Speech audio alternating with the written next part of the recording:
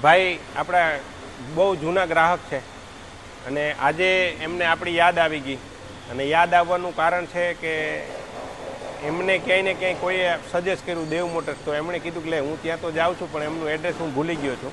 એટલે સુરેશભાઈ આજે આપણે ત્યાં આવ્યા છે તો આપણે એને મુખે સાંભળીએ કે કેટલા ટાઈમ પછી આવ્યા છો. 2 વર્ષ પહેલાં મારી પાસે માઇક્રા હતી ત્યારે તમારું પેલું મેં સર્વિસ કાર્ડ કઢાવ્યું. બરાબર. તો એમાં લાસ્ટ સર્વિસો બધી પૂરી કરી અને 2 વર્ષ લગી મારી પાસે ગાડી નહોતી.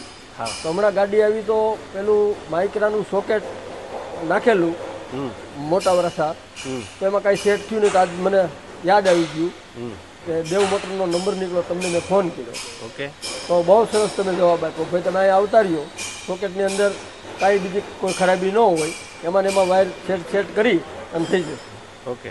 તો બહુ સરસ જવાબ મળ્યો મને. મતલબમાં તમે અમારે ત્યાં પહેલાં સર્વિસ કરાવતા, હા, અને પછી તમે ગાડી સેલ કરી દીધી, હા, એટલે તમે અમારે ત્યાં આવતા બંધ થઈ ગયા. તો પાછી તમે આ કાર કેટલો ટાઈમ પહેલા લીધી? આ લગભગ 6 મહિના જેવું થયું, 7 મહિના જેવું, 6-7 મહિના જેવું થયું. અને જ્યારે તમારી ગાડીમાં ખરાબી આવી અને તમે કોઈ અધર કામ ગેરેજમાં કામ કરાવરાયું, તો તમને ત્યાં સેટિસ્ફેક્શન એવું કીધું તમે સોકેટ બદલી નાખો ને કે પંખો બદલી નાખો. ઓકે. તો પંખો બદલ્યો, કોઈ સોકેટ ઢીલું રહેતું. બરાબર. તો આ બહુ વ્યવસ્થિત તમે જવાબ આપ્યો કે ભાઈ તમે અહીંયા આવતા રહ્યો, હું મોટા વરાછા અહીંયા આવ્યો. ઓકે. ઘણી વખત બહુ બધી સોકેટ હોય અથવા સેન્સર હોય, એમાં નોર્મલ પ્રોબ્લેમ હોય તો બી કોઈ ગેરેજવાળાએ જેમ કીધું કે આ ભાઈએ કે ભાઈ એમાં મેં સોકેટ ચેન્જ કરાવી નાખ્યું, ફેન ચેન્જ કરાવી નાખ્યો, તોય છતાંય પ્રોબ્લેમ ગયો નથી.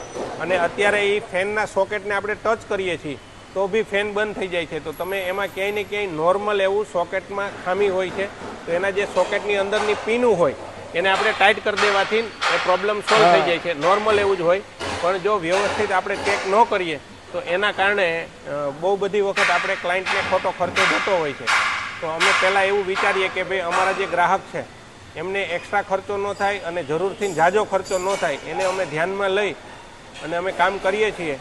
તો તમારી સામે છે આ જીવતો જાગતો દાખલો છે કે એમાં 5 થી 7 રૂપિયાનો ખર્ચો નથી. એમાં થોડુંક ટેકનોલોજી અને મગજ આપણું વાપરવાથી પ્રોબ્લેમનું સોલ્યુશન આવે છે. તો શા માટે આપણે આપણા ગ્રાહકને ખર્ચો કરાવવો જોઈએ?